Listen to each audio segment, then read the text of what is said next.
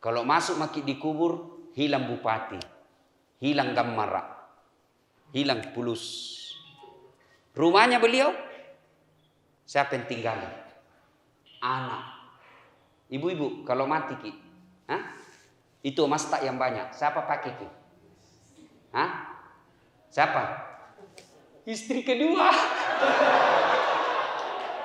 Iya toh? Nasami? Iya. Bu, ini ibu-ibu, istrinya Haji Amir.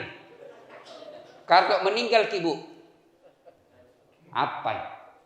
Kawin lagi, Haji Amir kah? Ya toh? Nah, ibu bapak saudara-saudara sekalian, karenanya perlu ada harta yang dibawa mati. Bintang, Garuda, harta, deposito, istri cantik, mobil mewah, ruko, tanah. Kalau kita tidak sedekahkan untuk kehidupan akhirat, tidak ada gunanya kalau masuk maki dikubur. Dan orang kalau sudah masuk dikubur, bukan bilang perjalanan 1 tahun. Bukan bilang perjalanan 10 tahun. Tidak pulang nih orang. Ada orang Goa, rewah, jago berkelahi, pergi Jakarta, tapi tidak ada warna. Kira-kira kalau di Jakarta, pergi merantau Jakarta tidak bawa uang, pergi cari mesnya Pemda Goa. Mau gak pulang Goa, tidak ada uangku. Nah bilang mes di sana, pas susah-susah kasih pulang cepat. Masih bisa pulang. Tapi demi Allah, kalau masuk maki dikubur, senang tidak senang, mantap konjoeng. Tidak bilang kau boleh-boleh lagi. Nah ini nih gunanya orang bangun masjid. Supaya itu hartata, meskipun kita sudah dikubur, jalan terus. Nih degel, datangi Pak Bupati sholat, datang dapat pahala almarhum Haji Sahrir dan Fatimah. Dapat lagi pahala. Ya. Datang lagi orang sholat, dapat lagi kiriman pahala. Itulah yang disebut amal jariah. Maka bersyukur orang yang punya harta dan mau bangun masjid. Bersyukur lagi kita, masyarakat yang tidak punya duit, bisa menikmati masjid secantik ini. Coba, bagaimana cara bersyukurnya? Rawat kini masjid. Bagaimana cara rawatnya? Diperbaiki tamannya. Bagus. Diperbaiki tempat wudhunya. Cakep. Tapi kalau tidak ada jamaah, tidak ada gunanya taman. Tidak ada gunanya tempat wudhu. Tidak ada gunanya menara yang bagus. Kalau sepi dari jamaah. Apa sebabnya masjid sepi dari jamaah? 1. Biasanya pengurus masjid tidak mau menerima perbedaan pendapat. Begitu salafi jadi imam, tidak mau yang lain. Akhirnya apa? Jamaah yang bukan salafi, nah bilang, tidak mau kualiran lain-lain jo kucing. Nah, bagus kalau semua warna ada di sini. Coba, kenapa cantik dilihat bajunya Pak Bupati? Karena bagus warnanya. Ada hitamnya. Coba kalau warnanya juga coklat tulisannya. Tidak cantik. Karena hitam tulisannya jadi bagus dilihat. Makin banyak warna, makin bagus. Yang penting jangan warna-warni. Jadi di sini kasih masuk penceramah Muhammadiyah. Kasih masuk ceramah NU. Kasih masuk saudara kita dari Wahda Islamiyah. Kasih masuk ormas yang lain. Supaya apa? Enak. Maka juga nanti pengurus masjid yang jadi imam nanti kasih ganti-ganti. Kalau masyarakat di sekitar sini lebih banyak yang mau kunut, kasih kunut. Kalau lebih banyak yang mau berdoa selesai sholat, kasih berdoa selesai sholat. Kada tong itu anak-anak, Assalamualaikum warahmatullahi wabarakatuh. Assalamualaikum warahmatullahi wabarakatuh. Langsung lompat berdiri. Biasa itu langsung kutarik kakinya, tidak sopan kau. Duduk saya kau baik-baik dulu. Kan ada begitu. Kalau kau tidak mau berdoa sama-sama, jangan kau duduk di depan, kau langkah-langkai orang. Di belakang kau cilaka. Kan ada begitu. Ditanya kenapa? Nabi tidak pernah doa bersama. Nabi tidak pernah zikir bersama. Itu kan Nabi dan para sahabat. Bagus pahamnya. Kalau kita kodong, ada pak kepala talam baru tobat. Ada pak botek baru tobat. Ada pak minum balok baru tobat. Motong itu dibimbing kodong mengucapkan subhanallah, subhanallah. Sehingga ya bagus kalau dipimpin. Maka saya berharap masjid ini tidak berpecah belah gara-gara perbedaan pendapat. Insya Allah bagus itu masjid. Nah, ada biasa juga orang kasih malas itu orang ke masjid. Kalau ada masak-masak di masjid. Menjemur pakaian di masjid. Itu yang bermalam-malam di masjid. Boleh bermalam di masjid, tapi kalau tidak ada rumah yang ditempati. Karena ada orang bilang, kami ini tamu-tamu Allah. Cocok nih tamu-tamu Allah. Zaman Nabi begitu. Zaman Nabi dulu kan tidak ada memang tompi rumah penduduk di sekitar masjid. Sekarang kalau ada yang mau datang bermalam, oke bermalam di masjid paling oke nih. Tapi jangan masak di masjid. Kadang di warung sekarang atau jemur celana dalam di masjid, itu merusak. Akhirnya orang tidak mau datang ke masjid. Satu. Yang kedua, penyebab orang malas ke masjid. Kenapa? Manajemen pengelolaan masjid tidak bagus. Apa yang dimaksud? Satu, imamnya biasa, nah balik-balik sunnah Nabi. Ya kan? Nabi bilang, ringkaskan bacaan sholatmu. Ini si kalinan jari imam. Baru mau takbir lama memang nih.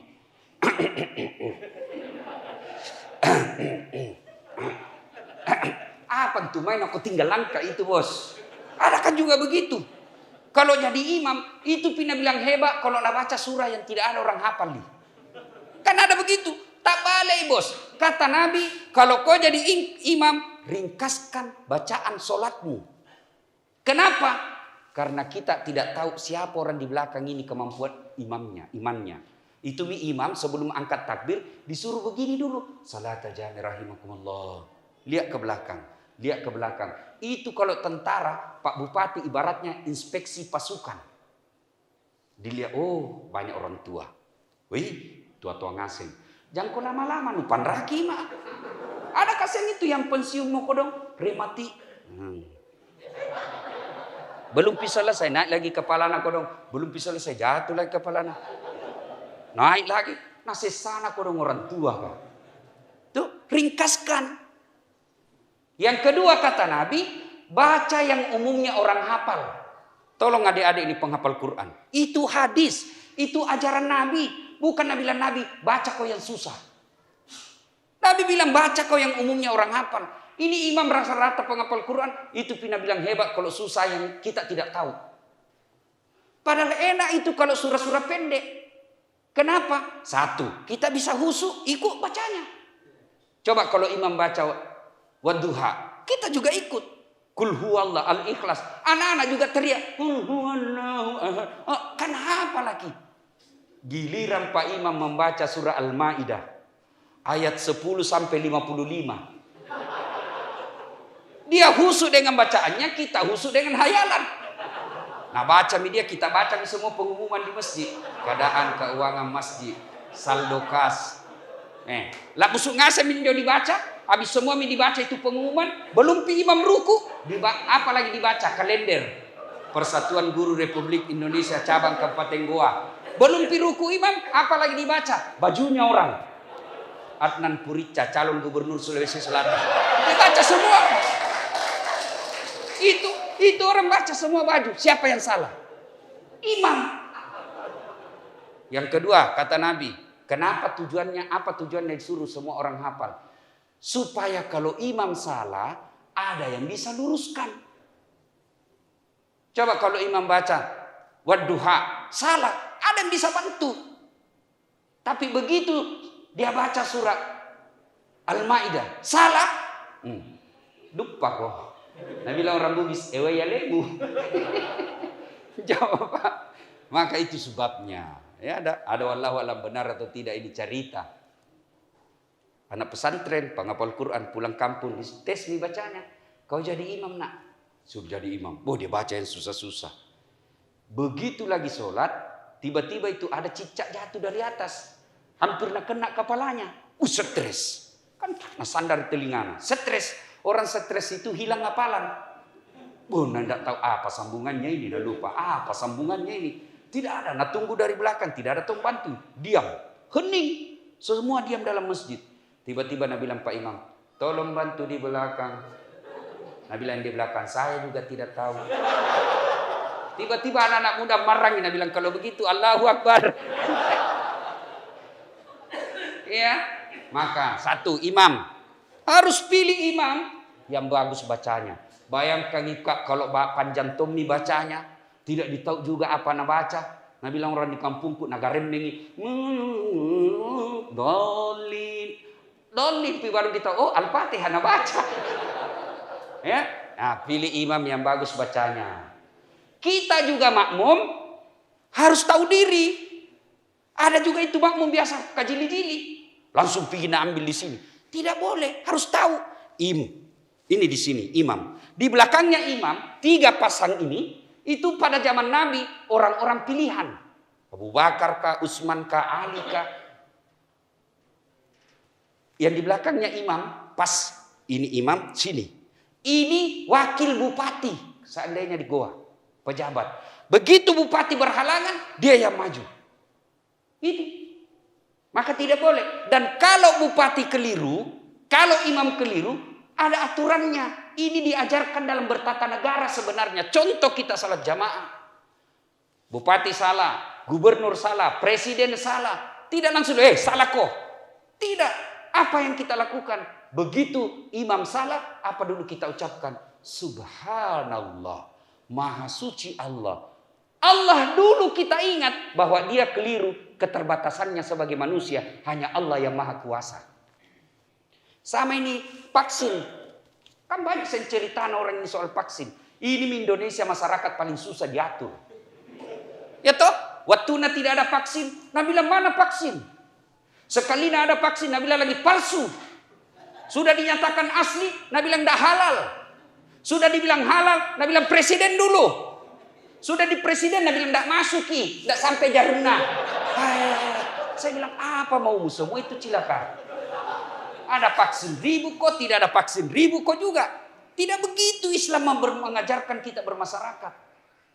Orang bilang masih 65% di akurasinya Ustaz. 35. Saya bilang bos, kalau kau mau yang sempurna hanya ciptaan Allah yang sempurna. Namanya selama ciptaan manusia pasti ada kekurangannya. Maka begitu salah imam, begitu salah pemimpin, yang kita lakukan bukan melempar. Bukan langsung tutup jalan itu depannya apa itu? Unismu. Kalau tutup misalnya jalan, tutup Tommy Alauddin, tutup Tommy Urip Sumiharjo, mati maknake. Terlambat mah pergi ceramah. Nah itu Tommy enak kalau ada teman tak polisi. Karena kalau nak lihat macam Ustaz, Ustaz masih kok. Makanya jangan kau musuh itu polisi. Yang ketawa serius kah ini? Kalau polisi tidak kasih keisi ini acara tidak jalan. Coba ibu bapak kalau hilang motor tak siapa kita cari? Siapa? Polisi. Ayo.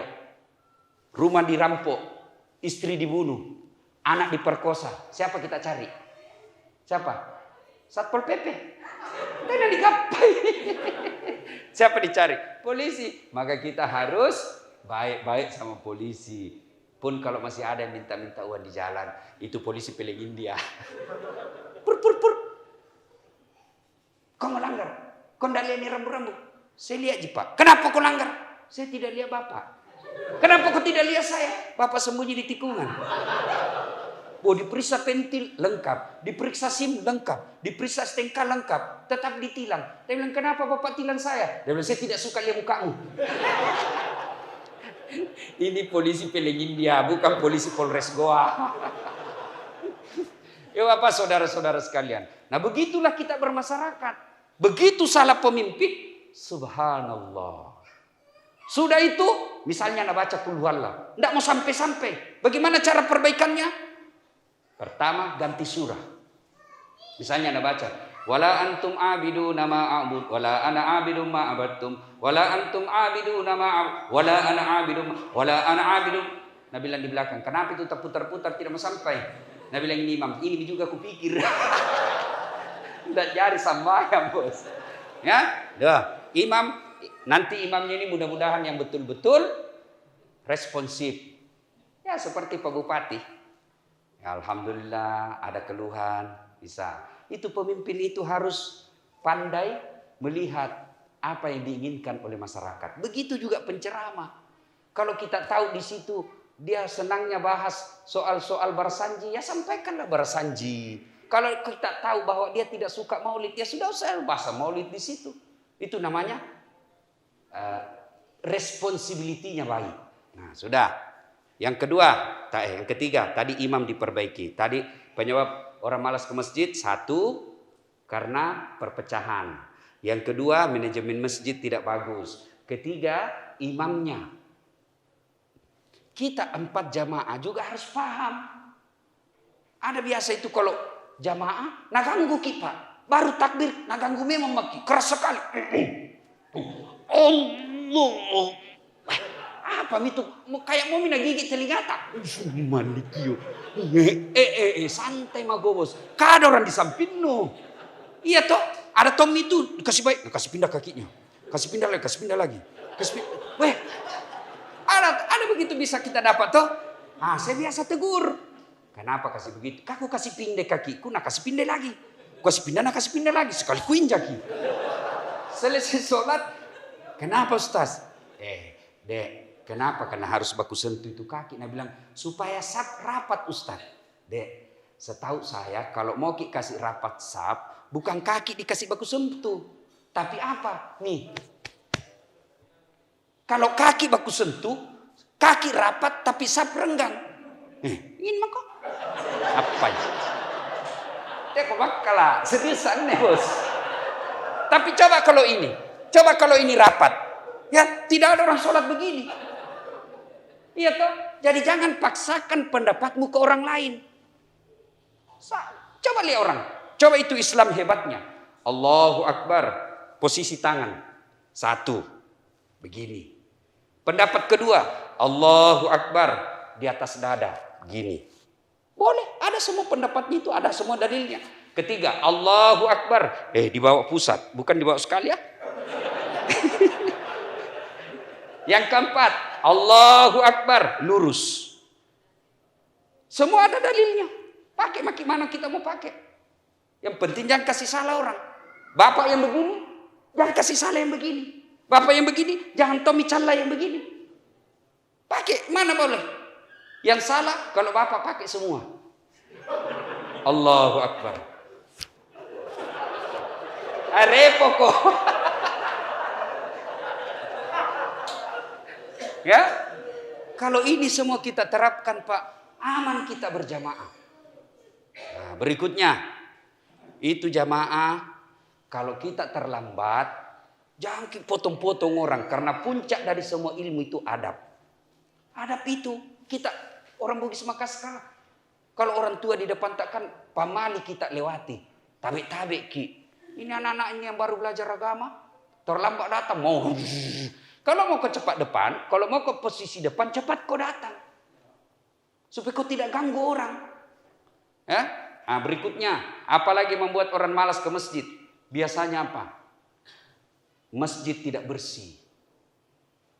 Karpetnya 7 kali lebaran tidak pernah diganti. Begitu kita sujud, sangin teh cicak di dapak. Sujud kita langsung bengkak bibir. Ternyata di gigi semua. Iya kan? Apalagi kadang-kala juga penceramah kasih malas kita ke masjid. Kenapa? Sangin neraka na cerita. Kau dibanting, dilipat, ditusuk pantatmu, bambu, keluar di mulut, ditusuk pantatmu. Dia bilang anak muda, dia mau ke masjid, dia pamalak-malak. Tidak. Bayangkan ini penceramah ini mestinya kasih orang berita gembira, kasih senang orang. Coba lihat kau dong, di rumah nak maki-maki ke istri tak. Nah periksa semua HP. Apa ndak cepat turun imun? Nah periksa, mandrak gapami kau dong. Iya toh, di warung kopi nak kejar-kejar ki debt collector, tagihan. Di kantor dimarah-marahi sama kepala dinas. Gaji belum selesai, potong semua tinggal 500.000 sampai di istri. Coba. Sampai di masjid mudah-mudahan dapat penceramah berita gembira. Sangin neraka lagi. Kamu dihantam.